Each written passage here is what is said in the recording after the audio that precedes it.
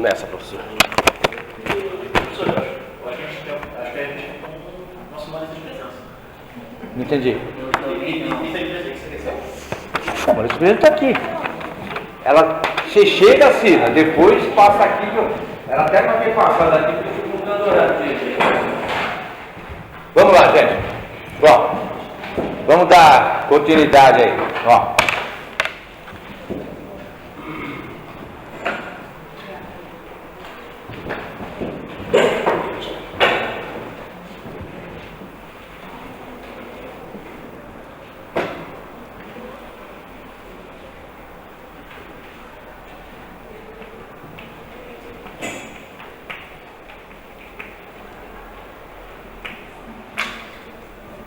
Bom, seguindo aqui nosso programa, ordenamento jurídico proposto por Hans Kelsen. Então, nós vimos aqui que o ápice da pirâmide é a Constituição Federal, a Constituição é o Estado, é a lei soberana, é a lei maior, é a lei magna. Veja, portanto, ela determina, ela é o paradigma do ordenamento jurídico. Abaixo dela nós vamos ter os atos, as normas infraconstitucionais que estão abaixo da Constituição. Então, repetindo aqui Hans Kelsen, que criou este sistema, ordenamento jurídico, que é um sistema hierárquico de compatibilidade de normas, significa dizer que existe uma hierarquia de cima para baixo. Portanto, a lei inferior tira a sua existência da lei imediatamente superior e a ela deve toda a compatibilidade. Ela não pode estar contrariando a lei imediatamente superior. Portanto, se ela estiver, ela estará cometendo uma ilegalidade se estiver contrariando uma lei, ou ela vai cometer uma inconstitucionalidade se ela estiver contrariando a Constituição Federal. Bem, significa dizer que dentro deste ordenamento nós precisamos entendê-lo, porque assim que eu explicar aqui na lousa, eu vou passar os slides em cima do que eu estou falando. Professor, mas deixa eu repetir tudo. Estou me propondo a repetir. Se você acha que você já aprendeu, então não precisa ouvir. À noite, um aluno falou para mim: professor, mas o senhor já falou, o senhor vai falar de novo? Aí chegou na prova, ele me a nota baixíssima. Eu falei: pô, se eu falei 2, 3 vezes uma coisa, você tirou nota baixa, você não precisa nada. Então, é para que a gente construa conhecimento. Tá? Eu não tenho preguiça de fazer isso aqui, mas é preciso a gente entender que as coisas têm uma ordem. A próxima aula, nós vamos começar a apresentar um conflito entre essas regras. Então é ideal que a gente entenda a existência e porquê delas. Porque depois você vai falar: olha, professor, o senhor falou tanto que a Constituição é o paradigma. Portanto, se eu tiver uma regra aqui contrariando a Constituição, você percebeu que a gente vai estar diante de uma situação que vai precisar ter obrigatoriamente uma situação de consertar aquilo que está errado. Se você tem uma regra contrariando a Constituição, significa que ela não está respeitando essa condição de compatibilidade vertical. Portanto, ela vai ter que ser retirada. Isso a gente vai estudar na aula que vem através das antinomias. Quando você tem uma regra que, ou por hierarquia, ou por temporariedade, ou a regra especial, ela cria, na verdade, uma antinomia, ou seja, um conflito com a outra regra. E aí ela não pode continuar existindo. Por quê? Ela está cometendo, na verdade, uma infração judiciária. Então, nós precisamos entender o que é a regra, para depois a gente, na verdade, resolver o problema do conflito, para depois a gente ir ver como é que ela funciona dentro da Constituição. Será que essa é uma norma de eficácia plena, contida, limitada? Percebeu? A gente tem que bater na tecla, bater, faz, você pula, você fala: isso aqui eu já sei. Se eu não souber isso, eu não aprendo a matéria seguinte. Por isso que a gente precisa ter esse entendimento aqui, E eu estou, na verdade, falando, repetindo, que a semana que vem, quando a gente for tratar de antinomia, eu tenho que estar com isso aqui absolutamente claro na cabeça. Ok, gente? Não deixe para estudar no dia da prova, gente. Essa matéria é importante a gente aprender. Primeiro, que você tem que passar na minha prova. Segundo, que é a matéria da OAB. Você tem que aprender. Então, vamos lá. Nós estamos mostrando para vocês que o Hans Kelsen trouxe aqui não só a compatibilidade, mas as especificidades.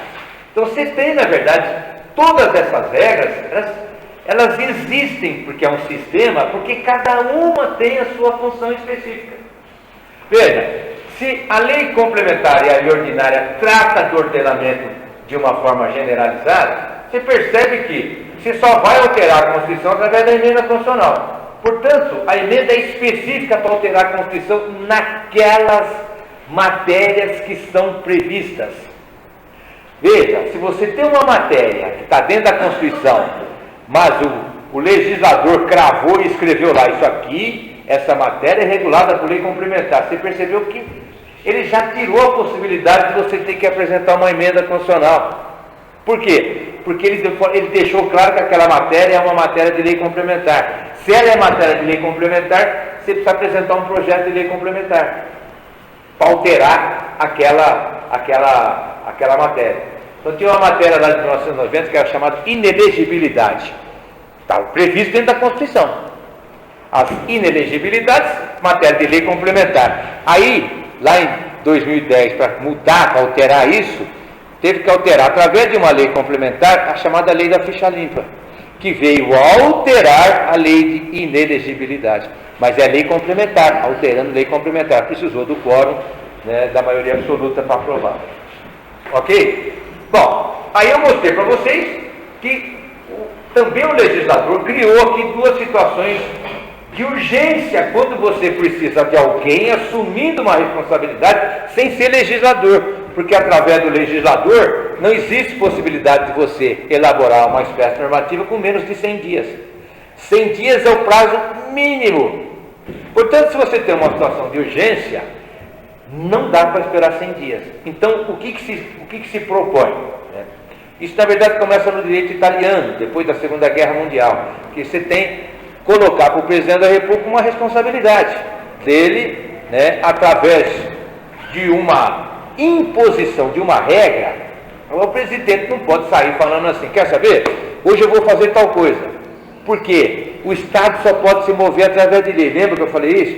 Então, o que se fez? Criou uma possibilidade. O presidente, na verdade, exigir uma situação, mas desde que ele faça isso, estruturado ou por uma lei delegada. A lei delegada, por que ela é lei? Porque ela é autorizada pelo Congresso Nacional. E a medida provisória? Enquanto medida provisória, não é lei. Ela só vai se tornar lei o dia que ela for aprovada pelo Congresso Nacional. Aí ela vai ser uma lei ordinária. Ok? Embora não seja lei, ela estabelece direitos e deveres. Né? Ela é uma espécie normativa, né, com força de lei, mas só vai se tornar lei quando for aprovada pelo Congresso Nacional. Ok? Automaticamente, quando alguém é medida provisória, Fala um pouquinho mais alto. automaticamente ela já vai para a votação, essa medida provisória? Ela já- Entre as cores, mas ao mesmo tempo ela vai para a votação. Exatamente. Lá, gente, a pergunta é interessante. No dia que o presidente da República edita uma medida provisória e publica, ela entra em vigência. Entrou em vigência, ela já imediatamente vai a uma cópia para o Congresso Nacional e lá eles montam uma comissão, chama Comissão Mista, e essa comissão já começa a fazer análise. Imediatamente, porque ela tem prazo. 60 dias, se ela não for aprovada, a Constituição diz que automaticamente é prorrogado por mais 60 dias. Mais 60 dias, aí ela... se não for aprovado, a medida provisória cai. Você imagina que você tem 120 dias uma coisa funcionando. Então, depois de 120 dias, se não for aprovada, ela cai. Quer dizer que você tinha, na verdade, uma situação e que repentinamente ela vai deixar de existir, porque ela não foi convertida em lei no Congresso Nacional. Ok? Então vamos lá. E depois, nós temos duas outras situações que são específicas, que são as chamados decretos legislativos e as resoluções. Então veja, gente, para entender isso aqui, vocês imaginam o seguinte, ó.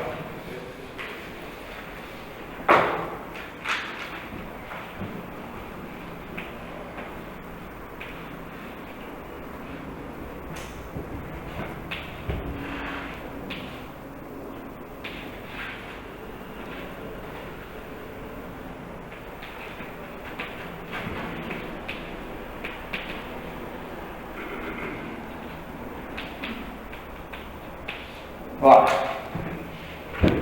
entenda o seguinte, aqui nós temos as resoluções, um carrinho menor, e o decreto legislativo como se fosse um carro maior.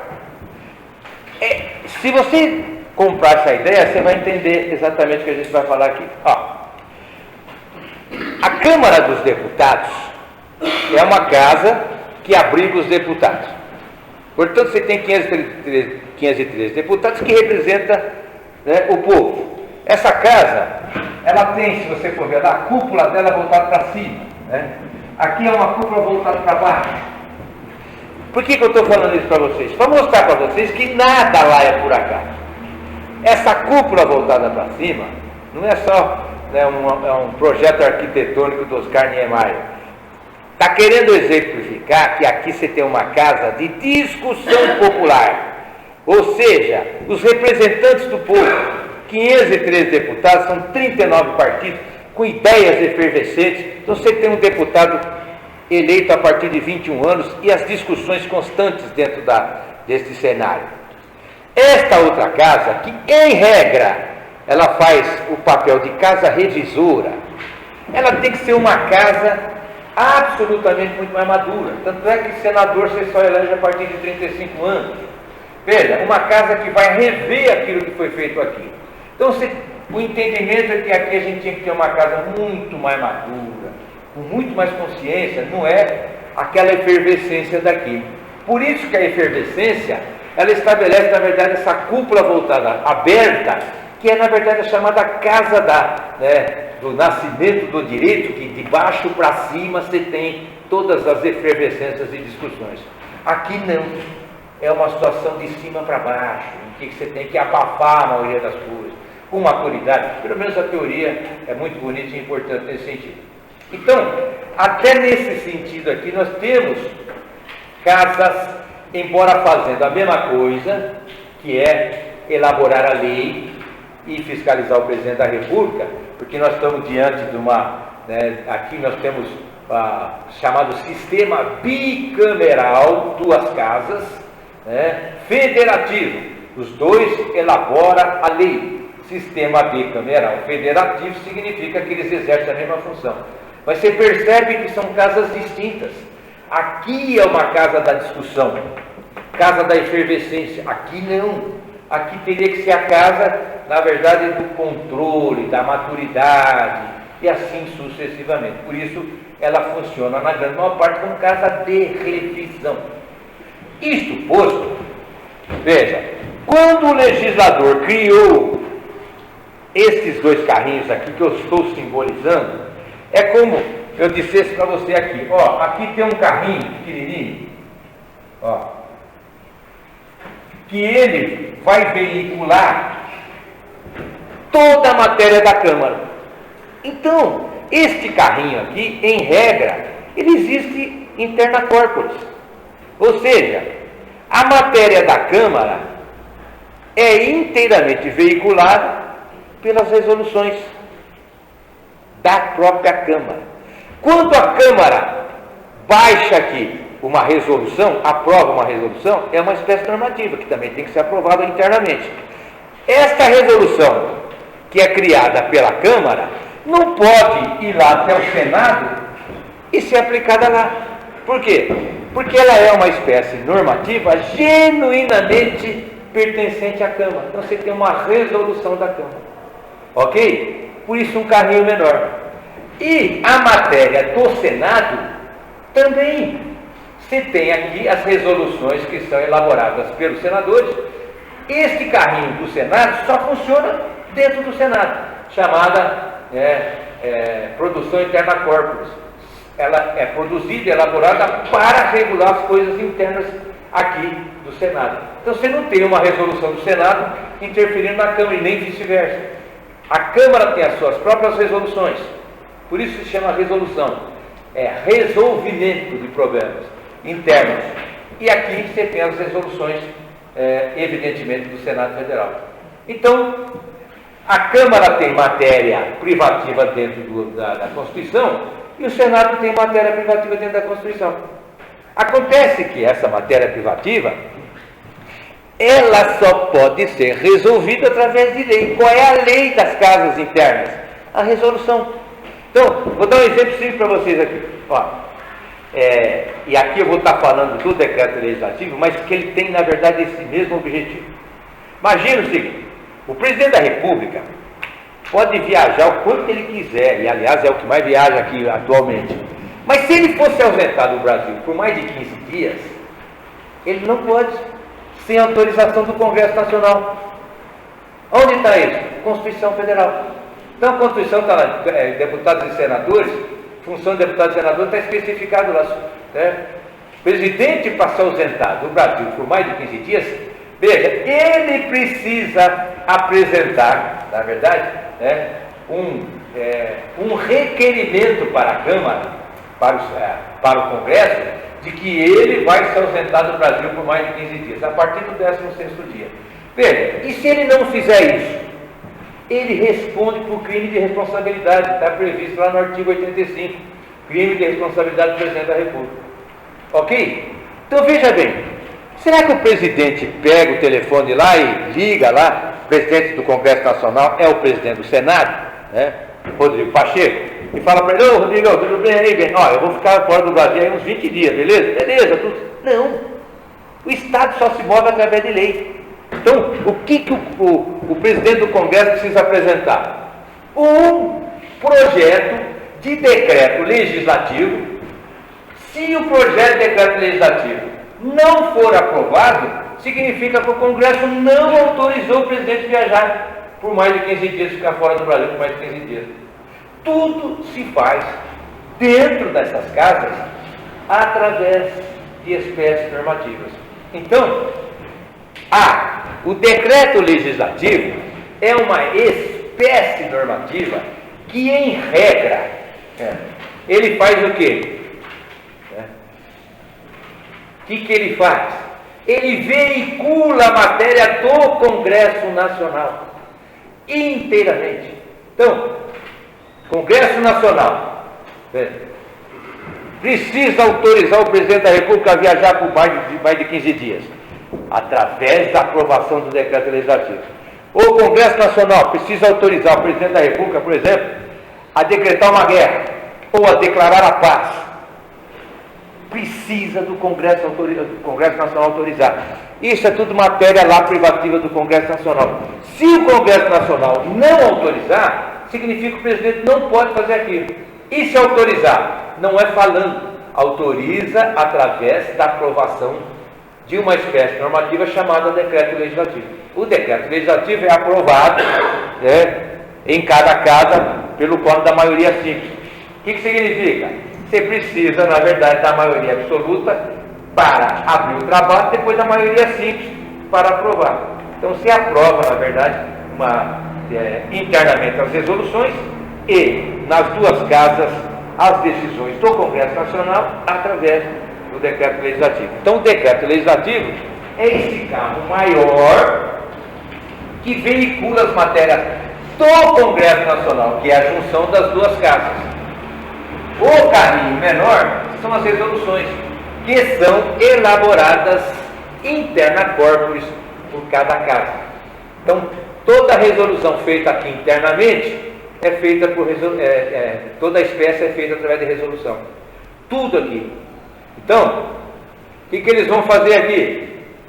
Você tem uma resolução, por exemplo, para fazer uma reunião para aprovar determinada coisa. Tudo é feito através de resolução. A resolução é a espécie normativa que, na verdade, organiza a Câmara, se for uma resolução da Câmara, e organiza o Senado, se for uma resolução do Senado. Se for uma matéria do Congresso Nacional, em regra é utilizado o decreto legislativo, que é o veículo que veicula as matérias e os atos do Congresso Nacional. Ok, gente? Olha, acho que ficou entendido isso. Se não ficou, veja, não passe para frente. Já mostra aí, professor, não entendi. Eu falo de novo, senão a gente vai para os slides. Ok? Pois não. Diga. Não, falei não, tá tudo certo. Ah, não. Entendi você falar não, não entendi. Tá certo? Então, só para fechar aqui, gente, ó. Então imagine o seguinte, já vou deixar a bola pingando para a aula que vem, porque na aula que vem a gente vai começar a tratar das antinomias, que são os conflitos existentes entre as regras. Então a gente vai bater muito nessa tecla que você fala, cara, eu entendi. Então, eu conclamo você, chega em casa, dá uma lida de novo, lê de novo. Quando a gente for tratar aqui dos conflitos na aula que vem, isso não vai ter problema, porque a gente entendeu o que é o ordenamento jurídico. Então, até porque nós vamos entender que existe esta compatibilidade, significa dizer que ela precisa ser respeitada. Então, quando eu parei aqui nas resoluções, porque a gente podia ir descendo, né? Então, por exemplo, você está dentro da Câmara dos Deputados, vamos entender lá, dentro de algum lugar, alguém vai passar uma circular, e assim sucessivamente, você vai descendo infinitamente, se você for descendo, na verdade, a esses mandamentos que se faz através da lei. Então, imagine o seguinte, se você tiver uma resolução, na verdade, contrariando um decreto legislativo, ou contrariando, por exemplo, uma lei ordinária, evidentemente, sabe? Mas a resolução é uma espécie normativa que ocorre lá dentro da Câmara, e daí? Ela é uma espécie normativa, ela precisa ser constitucional, ela não pode, evidentemente, ser objeto de uma inconstitucionalidade. Imagina se ela é uma resolução e ela está declarando qualquer situação que contraria a Constituição, evidente que ela tem que ser pega pela inconstitucionalidade, pelo controle de constitucionalidade. Você percebeu? Tudo vai estar diante de todas as situações estabelecidas. Ela precisa respeitar, não é porque ela está aqui embaixo que, não. Ela precisa estar cumprindo todas as regras como qualquer espécie normativa. Se ela não estiver cumprindo, ela está cometendo alguma ilegalidade ou alguma inconstitucionalidade. Então, isso tem que ficar claro, porque dentro do ordenamento, como é ordenamento, é uma ordem, é um conjunto organizado, tudo precisa estar funcionando dentro da organização. É que nem aquelas luzinhas que eu falei no início. Se uma queima, as outras também não acendem. Aqui, da mesma forma, se tem alguém cometendo uma ilegalidade, ela vai provocar isso nas outras, se porventura ela não for retirada do ordenamento. O ordenamento precisa ser uma organização que funciona 100% da forma como ela foi constituída, ok? Deixei para falar uma coisinha por último aqui, que eu coloquei também passando aí nos slides. Quando o Hans Kelsen criou essa pirâmide, ele deixou claro o seguinte, esta norma aqui, ela só existe porque existe a de cima, portanto ela precisa respeitar a de cima, ela tira a luz de existência da de cima, e assim sucessivamente, sendo que afinal, todo mundo fica na dependência da Constituição Federal. E ela determina, é o paradigma de tudo, é o modelo do ordenamento jurídico. Aí, como Hans Kelsen cria este modelo de sistema acima da Constituição, ele criou aqui a chamada norma hipotética fundamental. Esta norma está acima da Constituição. Aí você fala, professor, mas então a Constituição não é a lei maior? É a lei maior. Por quê? Porque a norma, ela não é dotada de juridicidade. O que o Hans Kelsen fez? Quando ele construiu a pirâmide, ele quis dizer o seguinte, só existe a resolução porque existe uma norma acima, que é o decreto legislativo, que inclusive dá subsistência a ele. Ele fala, então não existe nenhuma regra que não tenha que ter uma regra acima para fechar o sistema. Então ele criou esta norma. Por que ela se chama hipotética? Porque hipoteticamente ela está fechando o sistema, como se fosse aquele lacinho final. Mas ela não é dotada de juridicidade, portanto, a Constituição não tem independência jurídica dela, por isso a Constituição vai ser a primeira norma constitucional e a maior existência dentro do Estado. Então, para que existe a norma? Para fechar este sistema que ele criou, de que tem que existir uma norma acima, para poder estabelecer o fechamento do sistema. Então ela foi criada, por isso que ela se chama, por isso que o nome é hipotética e fundamental, porque ela está dentro de uma organização fundamental. Hipoteticamente ela vem, né, como aquela cerejinha lá que é só o enfeite do bolo, porque a partir da Constituição é que você tem, na verdade, juridicidade dentro do Estado. Ok, gente? Pode chamar de norma hipotética um ideal de justiça? Não, é que o ideal está dentro da Constituição, né? O ideal está dentro da Constituição. A norma, na verdade, é uma idealização do sistema. Como ele cria o sistema, dizendo que toda norma inferior precisa de uma norma acima para que ele, na verdade, exista, então, o Hans Kelsen, para obedecer à criação dele, ele teve que criar uma norma acima da Constituição. Agora, se a norma fundamental tivesse juridicidade, ele ia ter que criar uma acima dela. E assim sucessivamente. Então, nunca ia ter fim. Então, como a Constituição é a última norma com juridicidade, ele cria uma acima sem juridicidade, só para fechar, porque tem que ter uma norma acima. Por isso ele vai chamar de norma hipotética, gente. Ela existe hipoteticamente, mas ela não tem, como ela não é dotada de juridicidade, ela não estabelece nem direitos nem deveres. Ok ou não? É só para fechar. É que, como ninguém fala da norma, aí você vai lá no exame da ordem e você faz uma pergunta sobre norma hipotética fundamental. Aí você fala, cara, nunca vi isso.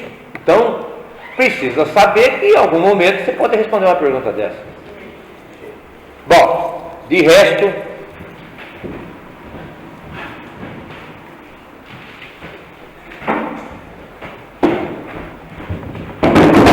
vamos lá, gente. Você tem o objetivo para a gente ir complementando as ideias. A qualquer momento vocês podem me parar aí, mas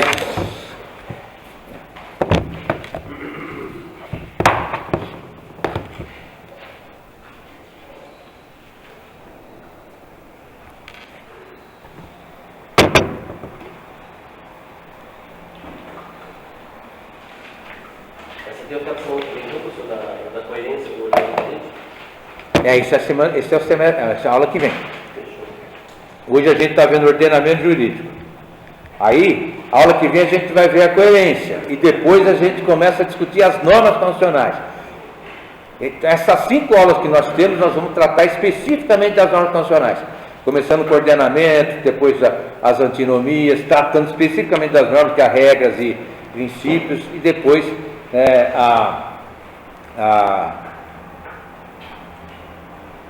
as normas existentes dentro da Constituição. Vamos lá.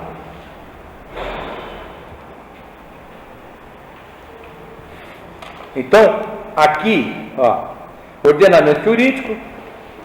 Vejam que eu estou colocando aqui o que a gente falou bastante aqui. Ordenamento jurídico é como se chama a disposição hierárquica das normas jurídicas. Isso que eu coloquei para vocês, hierarquicamente. Dentro de um sistema organizado, um sistema normativo, um sistema de normas.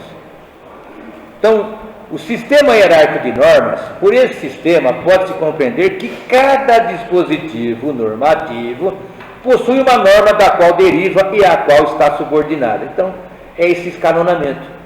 Todas elas estão tendo acima uma norma a qual ela vai se subordinar.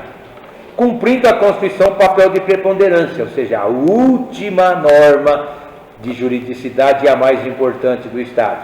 Ou seja, o ápice ao qual todas as demais devem ser compatíveis material e formalmente. Ou seja, dentro da matéria e da existência formal.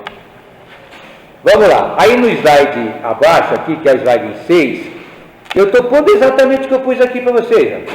A norma fundamental, que é essa chamada norma hipotética fundamental, a Constituição Federal, as emendas constitucionais, leis complementares, leis ordinárias, né, os decretos e as resoluções. Ok, gente? Vamos lá. Vamos no slide 7. Está lá. Disciplina coercitiva das condutas humanas.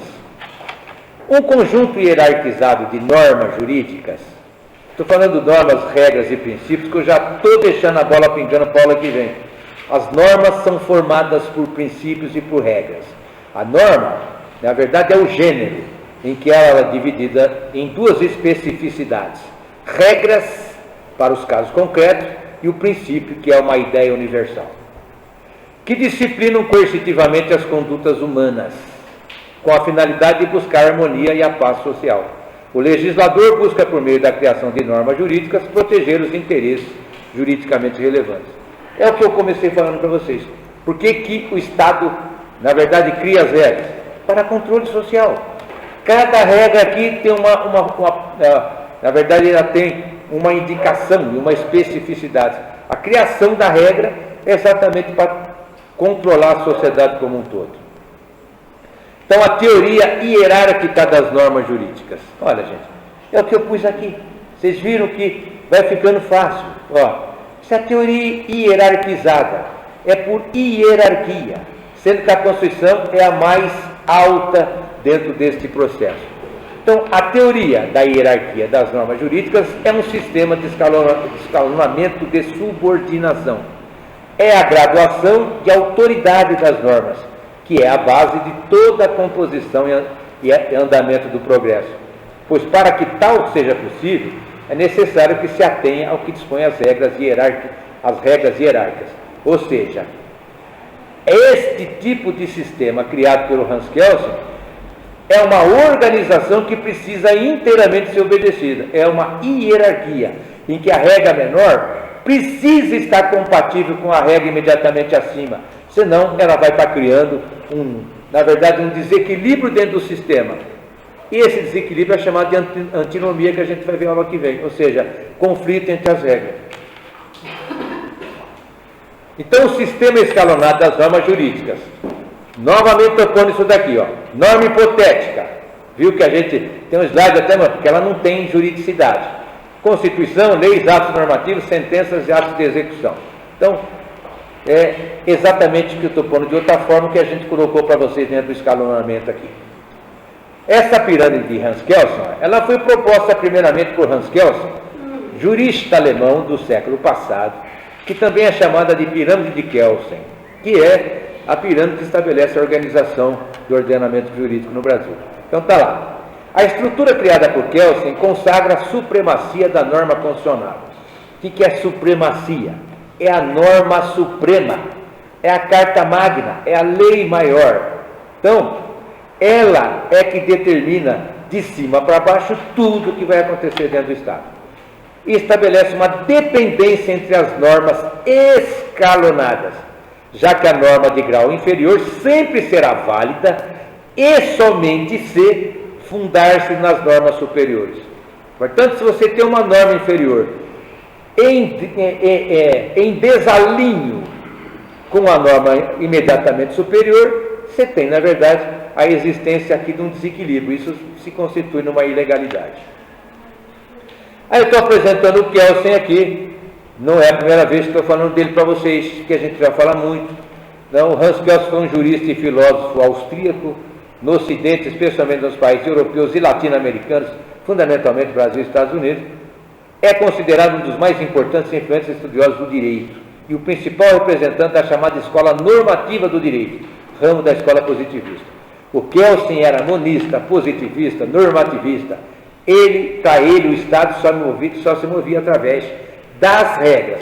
Por isso ele está criando aqui o Estado através dessa organização jurídica. Vamos lá, conceito de cada norma exposta na pirâmide de Hans Kelsen. Então, como a gente já fez isso abundantemente aqui, né, gente? Nós vamos fazer muito rapidamente. Ó. Constituição Federal tem seu fundamento na soberania nacional, ou seja, na independência e exclusividade de resolução das questões internas e organização político-jurídica do país. Quanto aos assuntos de que trata a Constituição Federal, ela é a lei fundamental, já que organiza os elementos essenciais do Estado, que a gente já falou muito. Toda a organização do Estado vem através da Constituição.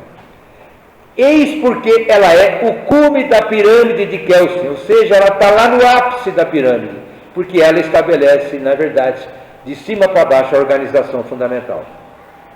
Ela é a expressão do poder organizacional estatal que emana dos cidadãos e para ela é feita por seus representantes eleitos. Então, agora, no próximo slide, eu estou falando da Constituição de 88, que eu já falei nas aulas passadas, portanto vou pular esse slide, e aí a gente vai para o próximo, que são as emendas constitucionais. A emenda é uma modificação na Constituição que deve ser aprovada por 3/5 no Congresso Nacional em 2 turnos. Não podem ser objeto de emenda as cláusulas pétreas, isto é, as que prevêem voto direto, secreto, universal e periódico, separação dos poderes, direitos e garantias individuais, inclusive forma federativa do Estado. Isso aqui é cláusula pétrea. Portanto, ela não pode ser objeto de uma emenda constitucional. Bom, então lá no próprio slide eu estou pondo aqui, ó, emenda constitucional é uma modificação da Constituição de um Estado, resultando em mudanças pontuais no texto constitucional, que a gente já viu sobejamente aqui. Então vamos lá, o próximo slide fala das leis complementares. A lei complementar tem um processo de aprovação no Congresso mais rigoroso, já que ela deverá ser aprovada mediante quórum com a maioria absoluta. Importante ressaltar que não existirá lei complementar sobre assunto que esteja fora da Constituição Federal. Certo, gente? Se não está aqui dentro, ela é lei ordinária. Portanto, se ela não está ali, o assunto específico, eu sou uma matéria regida por lei complementar, não é lei complementar. A lei complementar se apresenta. Então, aqui, as leis complementares, leis ordinárias, eu estou pondo aqui, a lei complementar, como o próprio nome diz, tem o propósito de complementar, explicar ou adicionar algo à Constituição e tem seu âmbito material predeterminado pelo Constituinte. Ou seja, o Constituinte decidiu o que é lei complementar, pronto, está ali dentro. Aquilo não se altera, só se tiver outra Constituição. Vamos lá, e a lei ordinária? O seu campo material é alcançado por exclusão. Ou seja, se não é lei complementar, é lei ordinária. Ela vem por exclusão. Bom, então a lei ordinária tem como requisito de aprovação quórum e maioria simples, como falamos aqui. Você tem quórum da maioria simples como aprovação, mas para discutir qualquer espécie normativa é preciso do quórum da maioria absoluta. Então vamos lá. Eu vou pular lá para o 21 que está dizendo assim, a diferença entre lei complementar e lei ordinária, né, gente? Nós vimos aqui também sobejamente. Existem 2 diferenças. Olha, gente, isso aqui é matéria de prova constante da prova da OAB, diferenças materiais e formais entre lei complementar e lei ordinária, que vocês já aprenderam e é fácil. A diferença material está na matéria. Lei complementar, ela vem na Constituição escrito, eu sou uma matéria de lei complementar. Se não está escrito, porque essa matéria é de lei ordinária. Diferença formal, quórum de aprovação. Lei ordinária, maioria simples. Lei complementar, maioria absoluta. Vamos lá. Então, eu já expliquei isso, eu vou lá para a lei delegada. Lá no slide 24. Lei delegada é o ato normativo elaborado e editado pelo Presidente da República, em razão de autorização do Poder Legislativo, e nos limites postos por esse. Então, o Poder Legislativo é consultado. Veja, ele é consultado, ele autoriza e pode, inclusive, determinar a limitação do presidente quando for elaborar essa espécie. Mas ele vive na dependência do Poder Legislativo. Se não tiver a dependência, é porque o presidente entrou com uma medida provisória. Que aí ele não precisa do Congresso. Ele edita, ela é publicada e entra em vigência. Depois que é publicada e entra em vigência, é que o Congresso começa a fazer análise. Então vamos lá, vou lá para as medidas provisórias que está lá no slide 27. Medidas provisórias são atos normativos com força de lei, editados pelo Presidente da República em caso de relevância e urgência, né? Que não é, na verdade, aqui, você pega a medida provisória aqui, que nem são relevantes e muito menos urgentes, e é aprovada com a medida provisória. Então, a Constituição vigente substituiu o decreto-lei da Constituição anterior pelas medidas provisórias. Veja, gente, a Constituição anterior, que era a última Constituição editada, né, na época, né, pelo ato revolucionário da Revolução Militar, elas editaram 2 Constituições, eu já falei disso para vocês. que é a Constituição de 67, depois já alterado pela emenda constitucional número 1 e Constituição de 69. Ali, esta matéria na verdade, você tem uma matéria provisória, ela vinha através de uma espécie chamada decretos-leis. O decreto-lei vai ser substituído na Constituição de 88 por essa chamada de medidas provisórias. Então, a medida provisória são os antigos decretos-leis da Constituição anterior. Vamos lá. No âmbito do direito constitucional brasileiro, a medida provisória é um ato unipessoal do presidente da República, com força de lei, porque não é lei. Só vai se tornar lei se o Congresso aprovar. Quando o Congresso aprovar, ela deixa de ser medida provisória. Ela passa a ser uma lei ordinária. Editada sem, a princípio, a participação do Poder Legislativo, que somente será chamada a discutir e aprová-la em momento posterior. Portanto, o Poder Legislativo, o Congresso Nacional, ele só vai ser chamado posteriormente, depois que a medida entrou em vigência. Aí ele começa a discutir a medida provisória. Bom, vamos lá. Decreto legislativo. Decreto legislativo é a espécie normativa destinada a veicular as matérias de competência exclusiva do Congresso Nacional. Como eu mostrei, é este veículo maior. Portanto, esse veículo maior, ele tem a competência de discutir, toda a matéria do Congresso Nacional que está prevista ali no artigo 49 da Constituição, matéria privativa do Congresso Nacional. Conforme eu estou dizendo aqui, previstas basicamente no artigo 49 da Constituição Federal, como a aprovação de tratados internacionais, autorização para o presidente da República de ausentar-se do país, e entre outras. Veja, elas são promulgadas pelo presidente do Senado. Portanto, o decreto legislativo, ela não tem participação do presidente da República.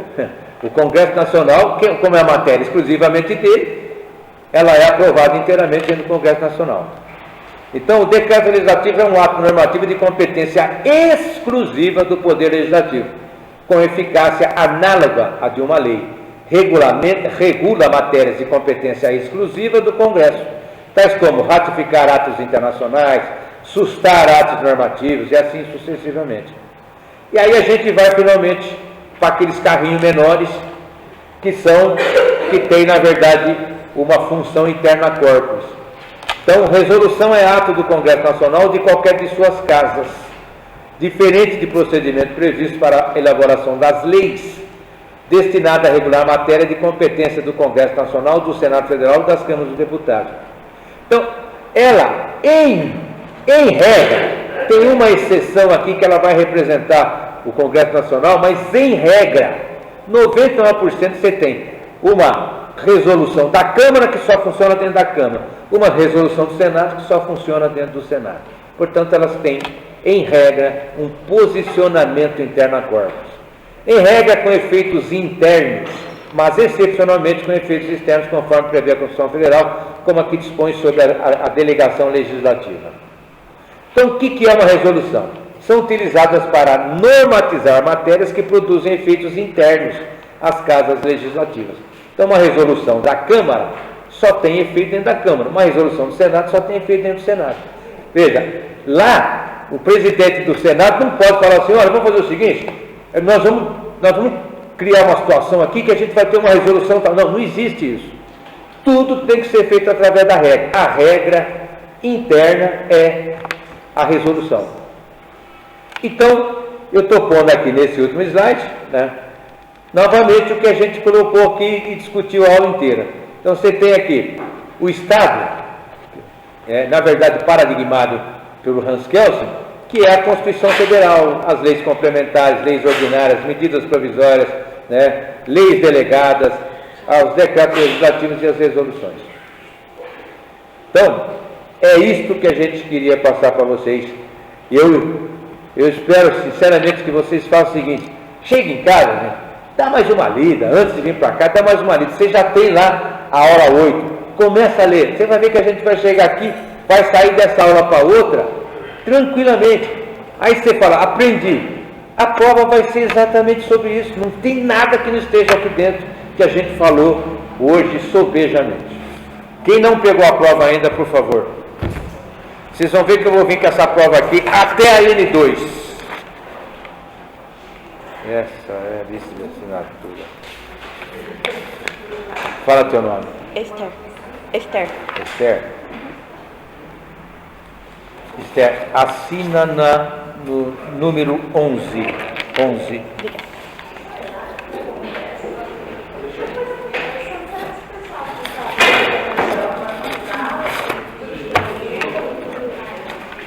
Eu esqueci minha letra. Esther.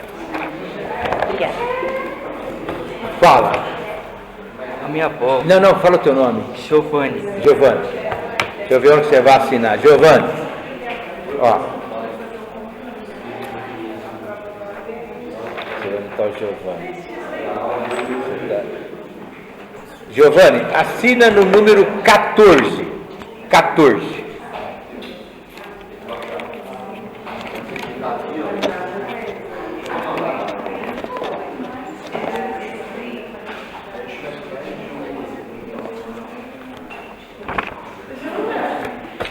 Alguém mais precisa pegar a prova?